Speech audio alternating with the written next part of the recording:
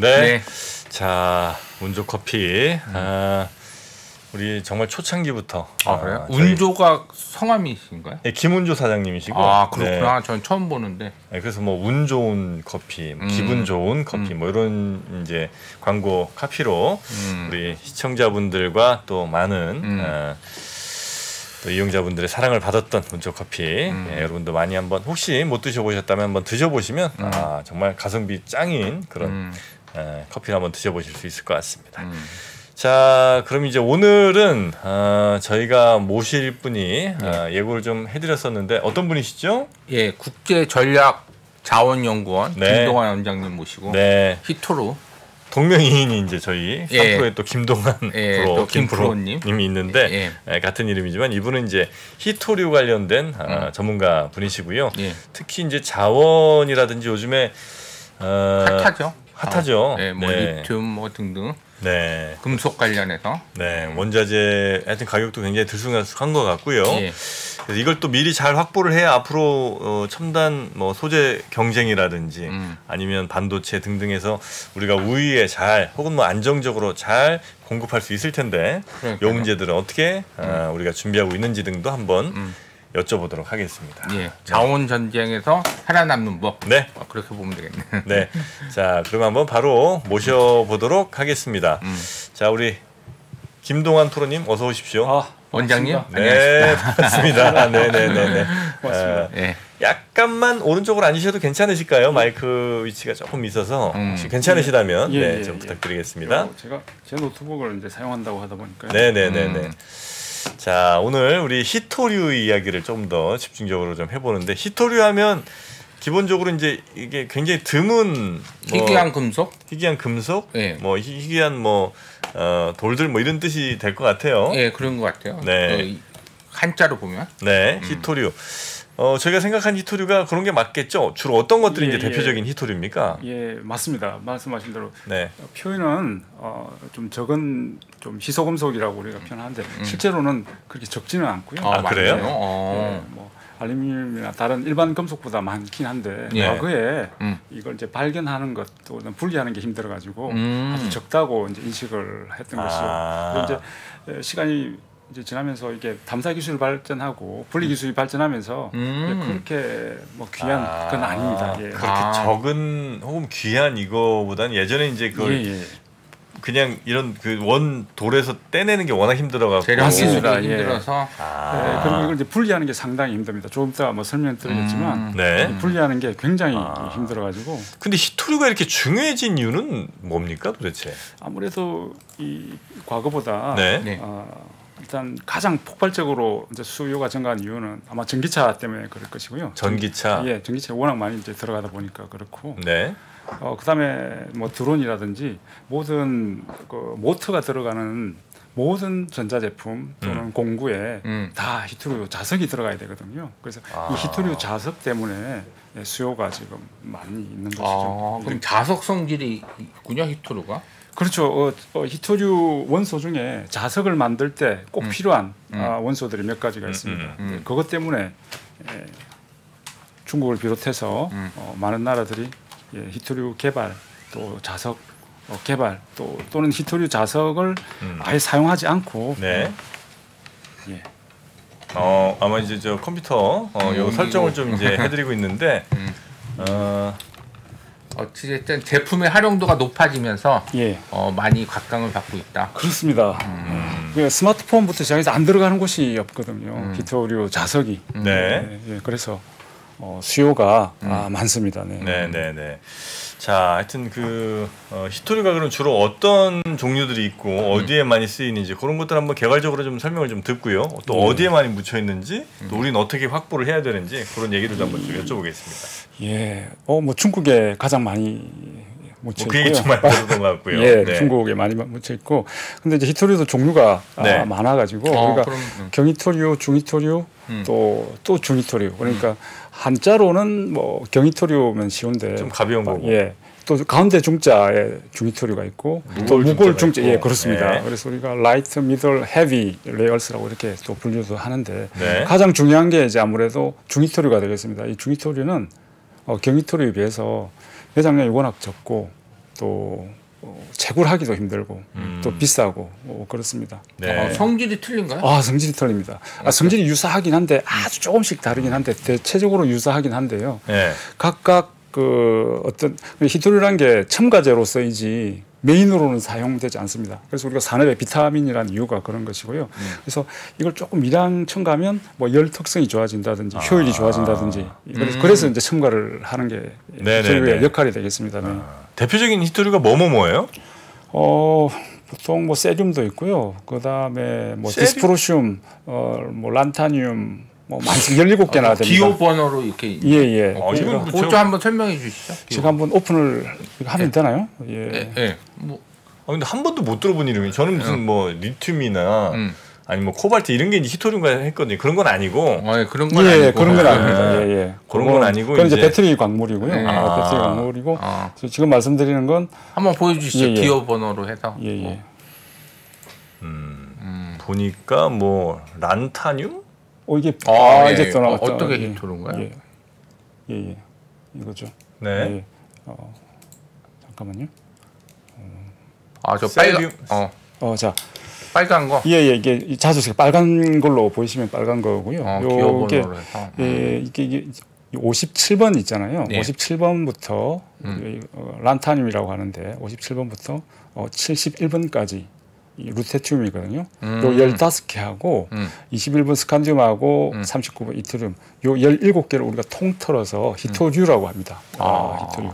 이게 경중중이 이게 차이가 있나요? 거기서? 예. 이렇게 한번 또 보실까요? 네. 제가 올렸습니다만 이걸 보시면은 이 57번부터 60번까지 우리가 경히토류라고 그러고요. 그다음에 61번부터 64번까지 중히토류, 미들 레얼스라고 그러고 66번부터 나머지 이제 중히토류라고 하거든요. 그래서 가장 이제 중요한 히토류를 뭐 다 중요하긴 한데 가장 지금 핫한 건 아무래도 이 세 가지가 되겠습니다. 이 세 가지가 뭐냐면 프라세오디뮴, 네오디뮴, 디스프로슘 이 세 가지가 히토류 자석 만들 때 사용됩니다.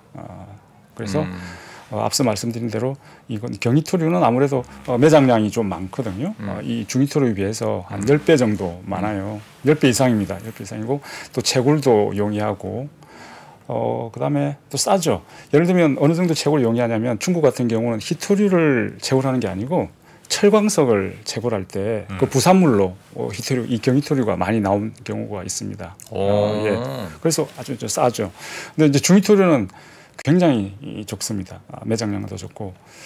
그래서 조금 뭐 흥미로운 일화는 뭐냐면 2019년에 북한의 히토류가 굉장히 많은 것으로 알려져 있거든요. 한 2천만 톤 이상 되는 걸로 알려져 있는데 그때 중국에 북한이 태양광 발전소를 지어달라. 그러면 우리가 평양 북부에 있는 히토류 채굴권, 채광권을 주겠다. 뭐 한 50년, 뭐 원하면 100년까지 주겠다고 했거든요. 중국이 웬만한 광물은 다 좋아해서 전 세계적으로 뻗어가서 그걸 인수를 하는데 중국이 거들떠 보지도 않았습니다. 왜냐? 북한의 히토류는 경히토류거든요. 아까 말씀드린 경히토류는 뭐 중국에도 많고 쉽게 다른 나라 어떤 때는 과잉 공급이 될 때도 있어요. 뭐 란타늄이나 세륨 같은 경우는 만약에 이게 북한의 히토류가 중히토류였다. 그러면 중국이 먼저 이야기했겠죠. 먼저 원하는 것 다 해주셨을 겁니다. 근데 그럼요. 그 정도로 귀합니다. 디스프로퓨션이 워낙 귀해가지고 구하기가 상당히 어렵습니다. 일단 뭐 그 히토류의 이름은 이제 그냥 포기하겠습니다. 어차피 뭐 얘 이런 게 있다. 뭐 다음에 또 기억할 애들이 아니기 때문에. 근데 하나만 기억해요? 이 66번 뭐예요? 이 66번 이 디스프로슘만 한번 좀 확인을. 디스프로슘? 예, 66번. 디스프로슘. 예, 요것만. 얘는 뭔데요? 요건 좀 이따가 설명드리겠습니다. 요건 이제 자석 만들 때 가장 중요한 원소 중에 하나입니다. 이게 없으면 열 특성을 잡지를 못해. 자석은 만드는 거예요? 캐내는 게 아니고? 아닙니다. 자석은 만드는 겁니다. 그래요? 만들어가지고 캐내는 줄 알았어요. 찍고 또 굽고. 자석을? 예, 그렇습니다. 그렇게 하는 그래요? 소결이라고 하거든요. 그래서 굽고 하는 그런 방식이 있습니다. 그럼 이렇게 뭐 가루를 내 갖고 그거를 잘 반죽해 갖고 굽는 거예요, 자석이? 예, 그렇습니다. 그랬습니까? 예. 그렇습니다. 어쨌든 6댕을 잘 기억해. 예. 66번. 예, 디스프로슘을 좀 잘 기억하시면 되고요. 네. 그다음에 또 뭐 질문해 주시면 네네네, 알겠습니다. 예. 자, 그러면 그 이름은 하여튼 그 66번 걔 빼고 나머지들은 이제 이름은 저희는 기억 못 할 것 같으니까 얘네들이 제일 많이 쓰이는 분야는 저 자석류다. 그렇습니다. 자석류라고 하면 지금 자석이 제일 필요한 데가 2차 전지에 들어간 모터. 그렇습니다. 2차 전지가 자동차 아니고 자동차 맞습니다. 자동차. 모터. 예. 그리고 이제 로봇 같은 데 당연히 이제 구동 모터나 여러 가지 모터들이 많이 맞습니다. 들어갈 텐데 예. 거기에 쓰일 자석들 다 맞습니다. 모터에는 자석이 필수죠. 필수입니다. 예. 물론 안 들어가는 뭐 유도 모터도 있긴 한데 그런 건 이제 산업용으로 예를 들면 뭐 우리가 크레인 같은 거 있죠. 그런 유도 모터에는 안 들어갑니다. 예를 들면 뭐 유조선, 전동 모터 말씀하신 대로 다 들어갑니다. 히토류 자석이 들어갑니다. 모터는 엄청 많이 쓰일 테고. 엄청나게 많이 쓰고. 지금 그러면 그 자석이라는 이건 어디서 제일 많이 만듭니까? 중국에서 가장 많이 만듭니다. 전 세계에서도? 예, 전 세계적으로 90% 이상 중국이 시장을 장악하고 있습니다. 만약 중국이 지금 당장 수출 안 해 이러면 난리네요? 난리죠. 예, 그래서 히토류 자석을 쓰지 않으려고 많은 R&D를 하고 있고요. 그래서 최근에 뭐 테슬라에서도 테슬라에서도 그랬고 국내에서 유일하게 일개 기업이 히토류 자석을 쓰지 않는 연구를 계속 해와가지고 상당한 성과가 있는 걸로 알고 있습니다. 그래요? 중국이 집중된 거는 매장량이 집중돼 있는 건가요? 아니면은 매장량도 집중돼 있고 플러스 이걸 생산할 때 굉장한 환경 오염이 발생을 해요. 특히 이제 이게 다른 광물과 다르게 방사성 물질이 생성이 돼가지고. 그래요? 예. 그래서 이걸 미국 같은 경우는 아무리 히토류 광산이 많아도 자체적으로 개발하거나 재련을 잘 하지 않으려고 그래요. 그래서 미국이 지금 전 세계적으로 한 2위 정도 되거든요. 히토류 생산량이. 2위? 예. 한 43,000톤. 매장량이 많이 있어도. 전 세계적으로. 그래서 지금 43,000톤 정도 생산을 해요, 미국에. 그런데 이 히토류를 생산해서 이 원광을 다 어디로 보내냐면 중국으로 일단 보냅니다. 왜냐하면 중국에서 재련을 해야 되거든요. 재련하는 과정에서 제일 문제가 많이 생기군요. 예, 그렇습니다. 그래서 너무 심해서 그래서 이걸 하고 싶어하는 나라가 별로 없어요. 그래서 중국이 모든 걸 감수하고 그동안에 했다고 보셔도 돼요. 그래서 실질적으로 우리가 계산을 해보면 중국이 히토류로 산업적으로 이익을 본 것보다 환경 파괴나 그다음에 그 정도예요? 그걸 훨씬 더 측정 불가합니다. 중국의 환경 문제가 히토류를 이것 때문에? 예, 그렇습니다. 그럼 중국은 앞으로도 이거를 계속 국내에서 만들면서 어떤 그 지배권을 유지하려는 마음이 더 커요? 아니면 빨리 이거 저 인도든 어디든 넘겨야 되겠다는? 이제 지금은 전기차하고 그다음에 이 히토류 자석이 또 무기 제조에 들어가거든요. 그래서 이걸 지금은 아마 놓기는 어려울 겁니다. 과거에 히토류를 확장을 하려고 했던 이유는 환경 인식이 조금 약했거든요, 중국이. 근데 최근에는 환경에 대한 위험성을 잘 알고 있죠. 그럼에도 불구하고 어쩔 수 없이 이제 하는 것이고 해야 될 수밖에 없는 상태고 자기 나라 전기차 산업 그다음에 다른 산업도 굴러가야 되니까요. 그래서 많이 줄이려는 그런 어려움은 없습니다. 그런 방향은 아직은 없고. 그래요. 그래서 미국 같은 경우는 뭐 자국의 히토류 매장이 풍부함에도 불구하고 아무래도 환경 문제를 피하기 위해서 그동안 중국을 또 활용해 왔던 측면도 있고요. 더티 비즈니스는 너희들이 다 처리해라 그런 전략도 있었습니다. 매장량이 또 많은 데가 어디예요? 호주도 굉장히 많고요. 그다음에 브라질? 브라질도 많고 뭐 땅덩어리 다 있나 봐요. 웬만한 나라는 다 있어. 우리나라에도 있습니다. 많이 있습니다. 강원도 홍천 같은 경우 그 호주의 뭐 만트웰드 광산 빼놓고 웬만한 호주 광산보다 우리가 더 품위가 높고 많이 있습니다. 이제 다만 앞서 말씀드린 대로 환경 문제 때문에 요거는 건드릴 수가 없는 것이죠. 있는 건 알지만 많이 있습니다. 많이 있습니다. 그래요? 충주에도 있고요. 많이 있습니다. 어뢰산 쪽에도 많이 있는데 이걸 손댈 수가 없는 거죠. 그럼 이거를 재련하는 게 어려운 일은 아니에요, 기술적으로? 기술적으로 크게 지금은 뭐 어렵지는 맘먹으면 않습니다. 할 수 있어요? 예, 맘먹으면 뭐 예를 들면 고용하면 되죠. 중국인들 뭐 기술자들 고용하면 되죠. 그건 뭐 어렵지가 않은데. 기술적으로도 어렵지 않나요? 예, 뭐 고용해서 하면 되는데 그 탑 프라이어티 중에 가장 큰 문제는 환경입니다. 이게 다른 뭐 중금속이나 네. 뭐 오염된 가스 이거 뭐 다 나오는데 그거는 뭐 희석하거나 하면 되잖아요. 근데 그게 네. 아니고 이게 방사성 물질이 나오죠. 방사성 원소들이 나와요. 토륨이나 뭐 라돈 뭐부터 시작해서 그냥 뭐 더럽다 정도 끝나는 게 아니고 굉장히 예. 위험한. 이게 그렇습니다. 차이가 있네. 니켈 재련하는 거랑 구리 재련하는 거랑 이거 예. 히토로 재련하는 거랑 차이가 있나요? 예, 다 차이가 있습니다. 그래서 황약품이 다르니까요. 쓰는 게 다 다르니까요. 케미컬 그러니까 히토리라는 게 이 16개가 뭉쳐져 있거든요. 근데 이걸 하나씩 다 떼야 돼요. 그러면 여기에서 강력한 케미컬 공격이 들어가야 되거든요. 예. 그래서 이걸 처음에 발견했을 때는 이게 하나의 원소인 줄 알았어요. 워낙 비슷하게 이렇게 붙어 있어요. 그래서 이걸 하나씩 떼는데도 한 180년 정도 걸렸어요. 과학자들이. 그래서 근데 17개 원소라고 말씀을 드렸는데 왜 16개라고 지금 말씀을 드리냐면 이 17개 중에 61번 프로메튬이라고 있는데 이거는 자연계는 없어요. 요거는 이제 재련 과정 중에 나오는 거예요? 아니 재련 과정이 아니고 그 방사성 원소 붕괴 과정에 예를 들면 이제 가속기 있죠. 엽자 가속기 같은 곳에서 부딪히거나 원소들끼리 얘네들은 우라늄이 붕괴할 때 잠깐 나오는 거라서 그 외에는 진짜 양이 되게 적겠네요. 예, 그 없습니다. 61분. 근데 그래서 사용할 곳도 없어요. 그래서 그건 사용 안 하는 거죠. 그래요? 패스. 큰 의미 없고. 예, 그렇습니다. 그럼 전체적으로 전 세계에 지금 히토류 뭐 관련된 산업의 규모는 얼마나 됩니까? 규모는 뭐 어마어마하죠. 전기차까지 포함되면 어마어마하죠. 뭐 될 수가 있겠습니까? 어마어마하게 더 커질 더 커지죠. 전기차 지금 화석 연료 차량이 예를 들면 전기차로 다 바뀌지 않습니까? 네. 예, 거기에 다 들어가야 되니까요. 예를 들면 뿐만 아니라 모터 그러니까 자동차 엔진의 모터뿐만 아니라 예를 들면 뭐 카시트부터 시작해서 뭐 와이프 모든 뭐 윈도우 업 다운 하는 것들 너무 많이 필요한 거죠. 자동차 한 대만. 그러니까 센서도 많이 들어가지만 모터도 많이 그렇습니다. 자석류도 많이 맞습니다. 들어간다. 그렇습니다. 예. 그래서 웬만하면 히토류 자석을 쓰지 않는 쪽으로 좀 R&D가 들어가야 된다는 것이죠. 예.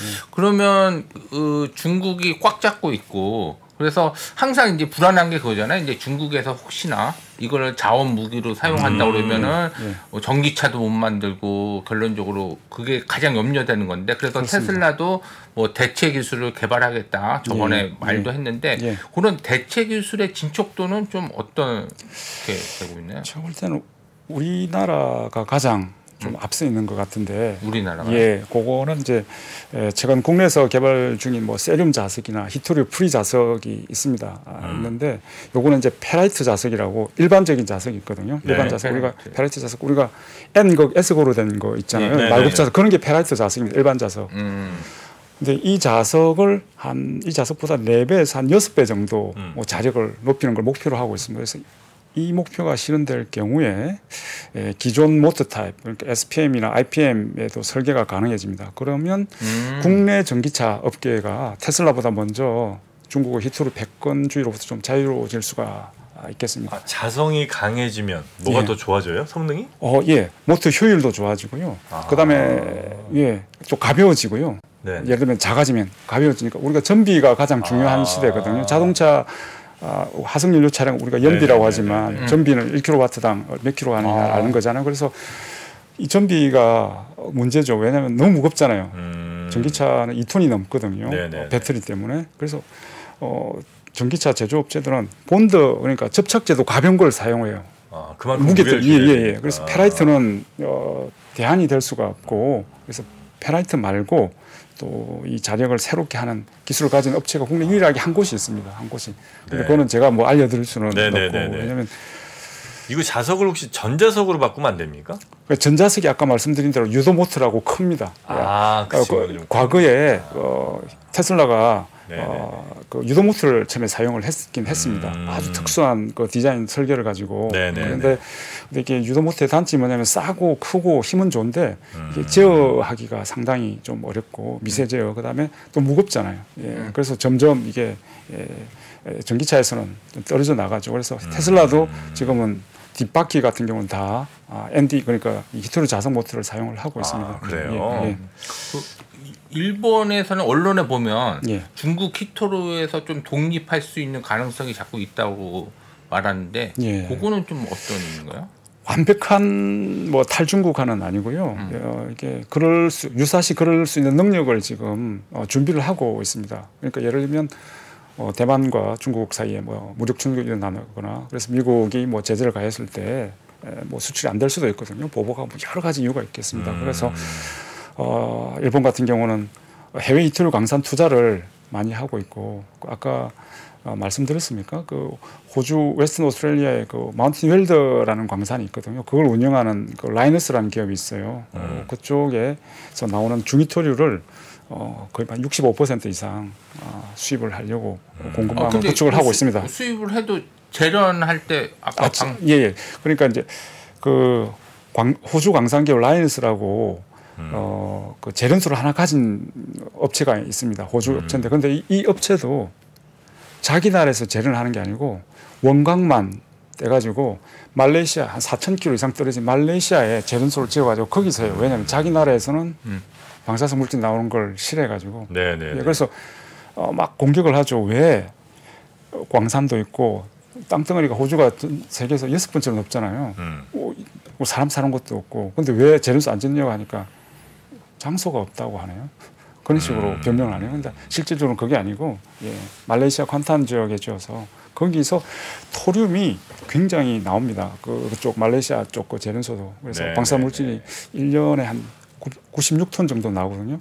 이게 계속 쌓이죠. 그래서 어떤 일이 있었냐면 그래서 이 업체가 2018년에 공장 그 재련소 가동 그 기간이 다 됐어요. 그래서 재허가를 받아야 되는데 그 말레이시아 정부에 요청을 했거든요. 재허가해달라. 네. 그래서 말레이시아 정부가 딱 하나 조건을 걸었어요. 재허가 조건이. 뭐냐면은 당신들이 방치해놓은 6년간 방치해놓은 방사선 폐기물 치워라고 했거든요. 뭐 어떻게 치웁니까? 방사선 폐기물 건드리지도 못하죠. 그래서 이게 가동이 안 될 거라고 봤는데 그때 어떤 일이 있었냐면 그 트럼프 행정부 때거든요. 그때 미중 갈등이 좀 심했어요. 이물 갈등 심했고 뭐 시진핑 주석이 뭐 히토류 자석 업체도 방문하면서 히토류 카드를 많이 내보냈거든요. 그때 미국 정부에서 말레이시아 정부에 요청한 거죠. 중국 제하하고 서방 유일의 가장 큰 재련소니까 허가를 하자. 그래서 가동이 된 거지.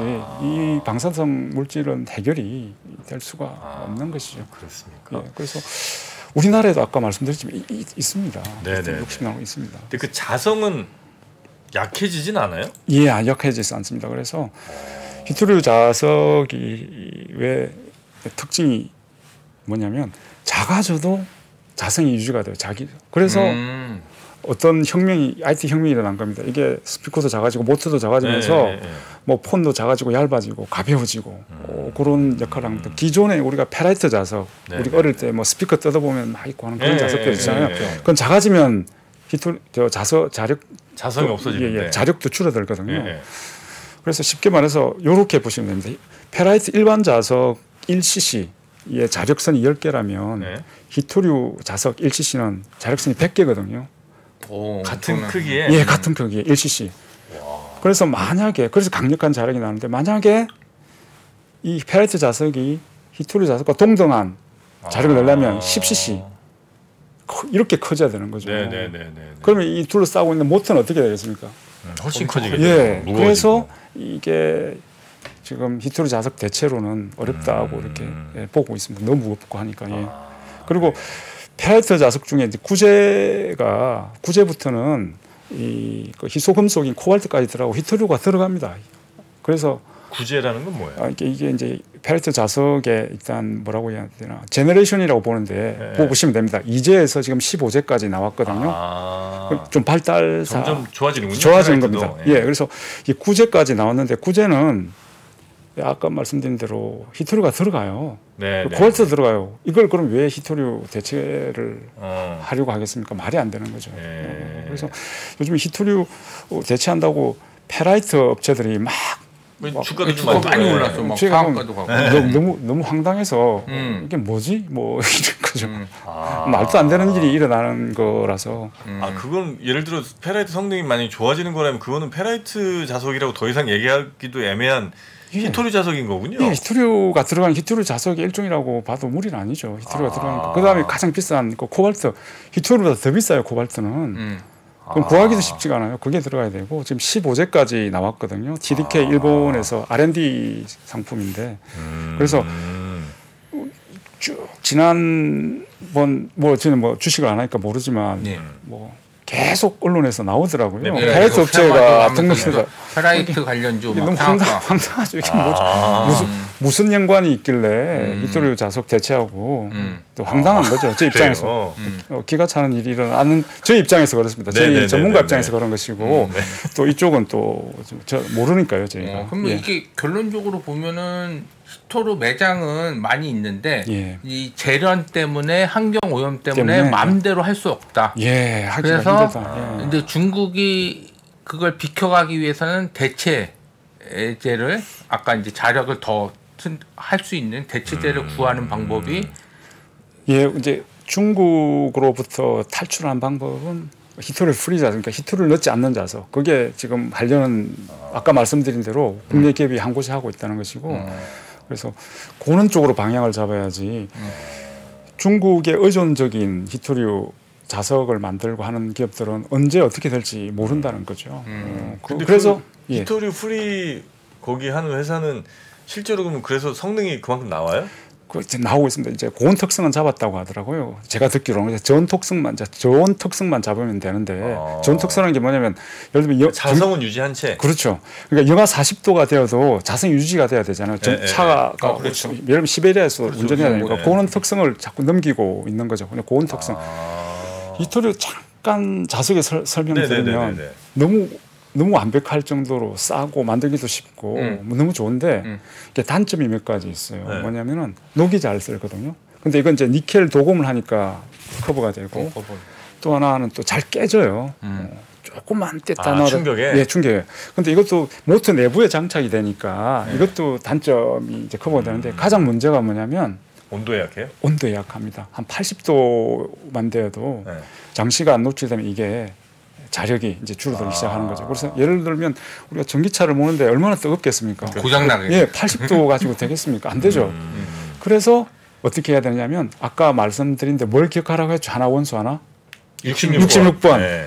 이걸 많이 넣어줄수록 내열성이 계속 올라가는 거예요. 몇백 도까지 올라가는 거예요. 그래서 이게 귀한 겁니다. 66번 걔는 디스프로시움이라고 DY라고 하는데 비싸진 않아요? 굉장히 비싸죠.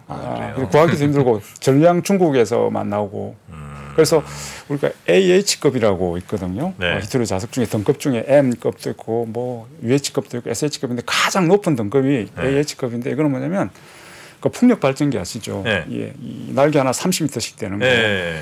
요거 들어갈 때 쓰는 히토류 자석이거든요. 여기에는 막 DY를 많이 때려 넣는 거예요. 그래서 그 등급이 있고 전기차에 넣는 거는 또 DY를 어느 정도 그래서 그걸 줄이려고 무지 노력하는데 뺄 수가 없어요. 빼면 바로 좀 성능이 떨어지는 거예요. 내열성이 확 떨어지는 그런 단점이 있습니다. 히토류 프리를 만들면 대박 치겠네요. 그렇죠. 그래서 이 기업이 한 곳이 하고 있습니다. 대박 치려고. 혹시 뭐 저 연관돼 있는 회사 아니시죠? 아닙니다. 대기업이라서 저하고 무슨 상관이 있겠습니까? 대기업이요? 대기업에서 하고 있습니다. 대기업이 뭐 얘기도 되겠네요. 작은 기업 이미 2021년에 유사한 걸 하고 있다고 언론하고 글로벌 뉴스에 글로벌 뉴스 크게 나왔습니다. 그래서 유일하게 하겠는데 대단한 거죠. 그 도전을 하고 있어서 그래서 만약에 그게 좀 성공하면 좋겠습니다. 왜냐하면 전기차 산업을 봤어도 너무 중요하니까요. 특히 우리나라 기업이 맞습니다. 맞습니다. 그렇습니다.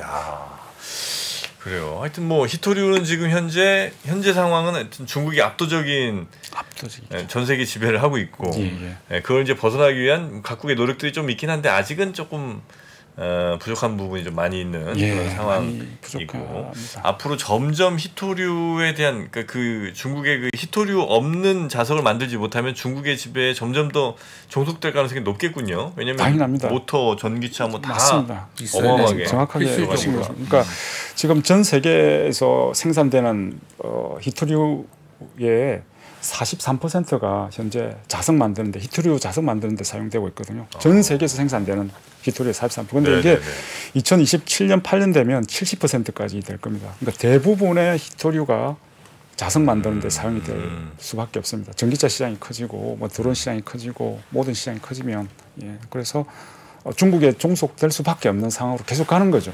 계속 그렇습니다.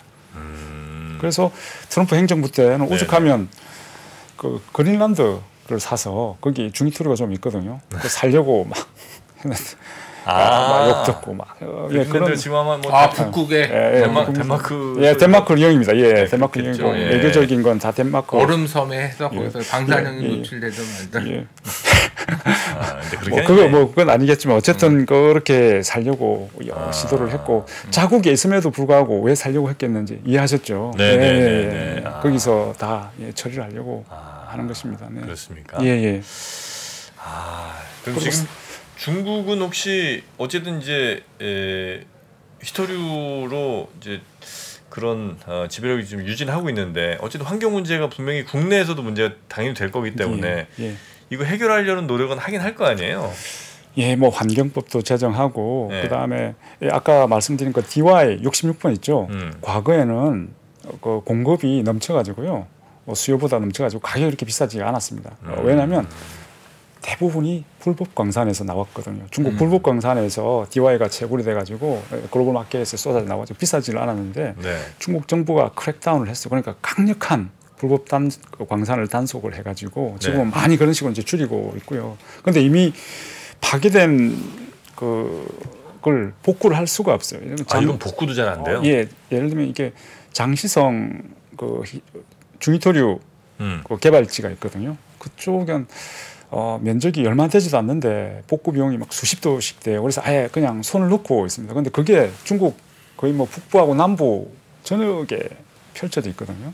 그런 곳들이. 그래서 그래요. 뭐 거긴 뭐 당연히 농사 같은 것도 안 되고.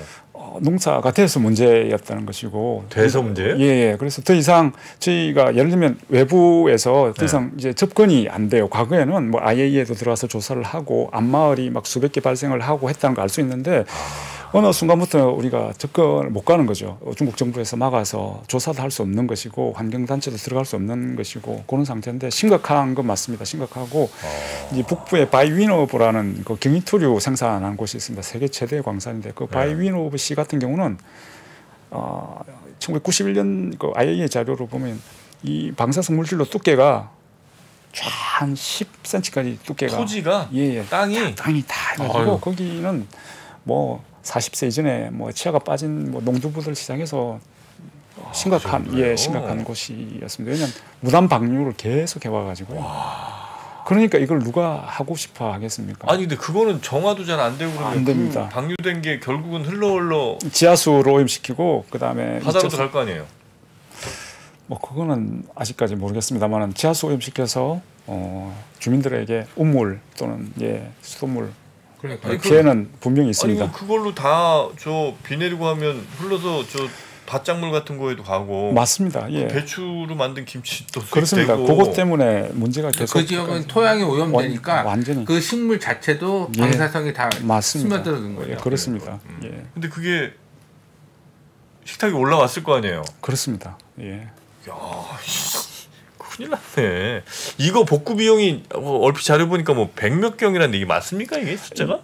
그건 그 히토류 플러스 그 모든 오염된 그 곡창지대가 있거든요. 중국에? 중국에. 그게 다 오염이 돼가지고 그쪽은 그래서 거기서 나온 뭐 중금속 쌀들이 계속 생산이 됐고 그게 뭐 중국으로 퍼지고 있는데 우리가 그게 이제 통제가 되니까 우리가 알 수가 없죠.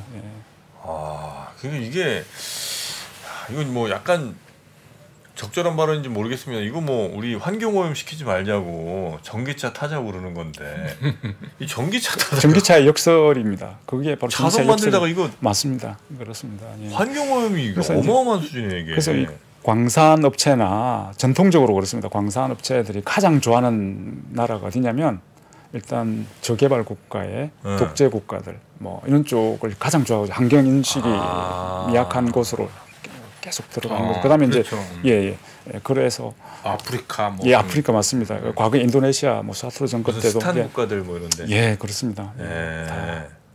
그런 데가 오히려 좀 뭐 국민들이 뭐라고 목소리 내기도 좀 애매하고 그렇습니다. 해외에서도 뭐 감시하기도 애매하니까.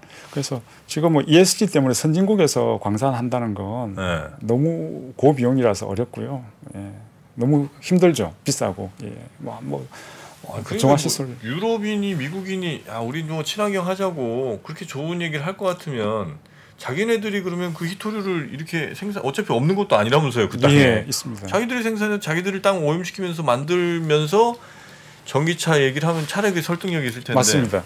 제3세계 죄다 그런 더티 산업들은 뭐라 때려 놓고 야 니네 환경 오염한다고 그렇게 남들 욕하면서 야 이게 약간 너무 좀 이율배반적인 거 아닙니까? 그게 세상 돌아간 거 아닌가? 그게 세상 돌아간 거 어떻게 했습니까? 이 시스템이 이렇게 돼 왔어. 그래서 이걸 바꿀 수는 없고 그래서 우리가 표면적으로는 아까 좋은 말씀하셨는데 전기차가 친환경이라고 하지만 조금 더 파보면 전혀 친환경적이진 않죠. 여기면 배터리 광물도 마찬가지고. 그러니까 그 배터리 광물도 그것도 환경을 엄청 시킨다면서요. 엄청나게 시키고 있습니다. 그 배터리 광물도 히토리하고 똑같습니다. 모든 배터리 광물은 다 중국으로 들어갑니다.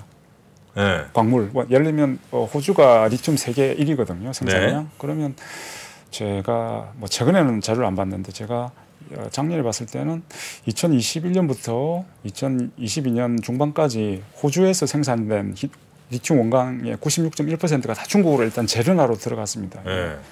코발트도 마찬가지고 니켈도 마찬가지고 다 중국을 거쳐 나오거든요. 그래서 모든 더티한 건 지금 중국에서 다 해주는 대신 그 영향력은 중국이 이제 누리는 거죠. 그래서 이게 트레이드 오프라고 해야 되나 그런 상황인데 완전 선진국에서는 할 수 없는 일입니다. 이런 사업은. 그래요. 그래서 우리나라가 어떻게 보면 계속 히토류 자석만 사다 썼거든요. 중국으로부터. 이게 어떻게 보면 그 동안에는 좀 편했습니다만은 이제 앞으로는 그러기 점점 힘들어졌죠. 우리가 중국 이 균형자에서 그래서 히토류 공급망이 준비되지 않은 상태에서 이게 함부로 갔다가는 굉장히 리스크가. 근데 최근 있습니다. 보니까 그 제련소를 인도네시아도 광석을 수출을 못하게 하면서 제련소를 인도네시아에 설치해라. 호주도 리튬도 거기 제련소를 설치해라고 하는 거 보면 그쪽은 약간 환경이 많이 문제되지 않나요? 인도네시아 같은 경우는 이제 부가가치를 못 누렸거든요. 그동안 원광만 수출해 왔다가 그래서 이제 거기서 뭐 재련도 하고 다른 뭐 금속을 만들어서 산업을 좀 부흥시키기 위해서인데 그게 어떻게 보면 오히려 투자하나 그 기업으로는 좋죠. 거기서 다 해결해 주니까. 근데 환경 인식이 만약에 선진국 좀 높다면 그렇게 할 수가 없거든요. 예를 들면 니켈 같은 경우도 클래스 1을 클래스 2로 만드는데 지금 인도네시아가 굉장한 투자를 많이 하고 있는데 변환하면서 이산화탄소가 막 6배, 7배씩 나오거든요.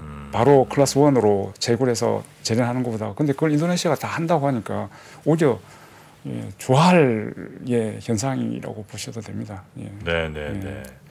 야, 이게 사실 이제 비교를 어쨌든 이제 해야 될 텐데 예를 들면 그 내연기관 자동차가 뿜어내는 이산화탄소니 뭐 이런 여러 가지 공해 물질들과 그다음에 전기차를 만들 때 들어가는 어마어마한 양의 그 환경 토양 오염 혹은 뭐 배터리 등등으로 인한 뭐 여러 가지 오염들 지하수 오염 등등을 이제 비교해 볼 때 뭐가 더 그래도 환경에 조금 더 덜 해로운지 이건 좀 비교를 한번 언젠가는 해야 될 것 같기도 하고 그리고 지금은 그 자동차 배기가스라는 게 결국 이제 타는 사람의 눈에 보이고 타는 사람들이 결국 이제 맞게 되는 거니까 전 세계가 공평하게 어쩌보면 많이 타면 많이 오염이 되는 거니까 그런데 지금은 전기차 시대가 되면 오히려 정말 아프리카, 중국, 뭐 저 중앙아시아 이런 쪽으로 공해는 몰빵하고 그렇습니다. 친환경 혜택은 선진국들이 누리고 그렇죠. 이런 일이 벌어지겠군요. 그렇게 역사가 그렇게 와가지고 그대로 또 굴러가네요. 그렇게 저희가 이게 컨트롤할 수 없는 네. 쪽에 있다 보니까 자본과 기술이 선진국에 있다 보니까 그렇게 어떻게 보면 또 억울하고 불공평하지만 네. 그 나라 또 그 나라대로 가진 게 예를 들면 우리가 자원의 역설이라는 표현이 또 네, 네, 그런 네. 것 같습니다. 예, 오히려 자원이 많을수록 그렇게 막 부강한 나라가 되고 뭐 그러지는 않은 것 같아요. 예. 심각한 예, 상황입니다. 네, 네. 자원 관련해서 심각한 상황은 맞습니다. 오늘 이 히토류 관련해서 여기서 어디서 부가가치를 좀 우리가 만들 수 있고 어떻게 하면 이제 우리가 잘 지금 뭐 하고 있나요? 이런 거 좀 여쭤보려고 그러다가 그래 아주 환경 문제 놀라게 되네요 정말. 예.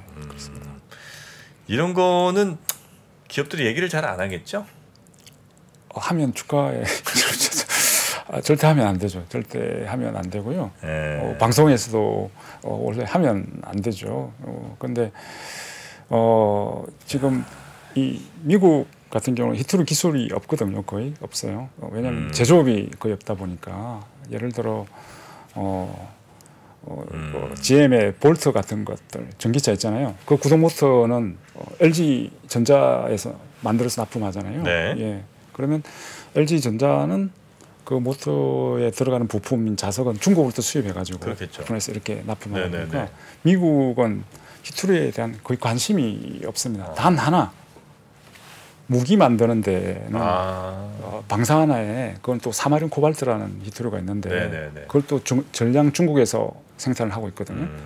근데 이건 굉장히 비싸요. 굉장히 네네. 비싸는데 요게 이제 중국이 불만이 뭐냐면 우리한테 가져간 사마린 코발트 자석으로 우리를 공격하는 무기를 만들어서 우리를 공격하는 대만한테 파니까 거기에 대한 불만은 계속 이제 중국이 그런 불만이 있었어요. 예, 그렇습니다. 계속 그러니까 웬만한 무기에는 다 들어가거든요. 뭐 그 사마린 코발트가 온도 특성이 좋아서 뭐 올해도 들어가고 전투기에도 들어가고 이거 없으면 무기를 만들 수가 없습니다. 중국이 기술도 다 가지고 중국이 히토류에 관한 한 공급망 기술 최근에는 그 중국이 히토류 자석 제조 기술까지 금지하려고 수출하는 걸 금지하려고 그것도 내년부터 시행이 되거든요. 네네네. 그러면 최신 히토류 자석 기술을 가진 일본이나 방금 말씀드린 그 히토류 자석에 대해서 관심도 없는 미국은 큰 피해가 없고 오히려 기술이 미약하고 중국 장비로 생산을 하고 있는 우리나라가 가장 큰 타격을 입을 가능성이 높은 것이죠. 그래서 확장하기도 어렵고 뭐 AS 받기도 어렵고 그래서 우리가 가장 지금은 이래저래 힘듭니다. 예. 하여튼 빨리 히토류 프리를 만들어야겠네요. 그렇습니다. 그게 핵심입니다. 그러네요. 그래서 네네네. 그게 몇 년 안에 좀 가능할 가능성. 예, 그래서 뭐 우리나라에서 정부에서 산업부에서 엉뚱한데 지원하지 말고 되겠다. 이런 쪽으로 좀 과제를 좀 지원을 해줬으면 좋겠어요. 그러네요. 너무 모르는 것 같아요, 진짜. 예. 이건 진짜 좀 해야 되겠네요. 맞습니다. 네네. 예. 저희가 요거는 계속해서 좀 관심 갖고 좀 추적해 보도록 하겠습니다. 알겠습니다. 네. 예, 오늘 히토류 관련된 이야기 저는 너무 재밌었고 이거 좀 제가 딴 데 가서 써먹어도 됩니까? 그러십시오. 예, 제발 그러십시오. 예. 예, 저 많이 써먹거든요. 예. 네. 제 건 제가 막 알아낸 척 하거든요. 예, 그렇게 해주시고요. 예. 예, 알겠습니다. 예, 감사합니다. 출처 밝히지 않겠습니다. 그럼요.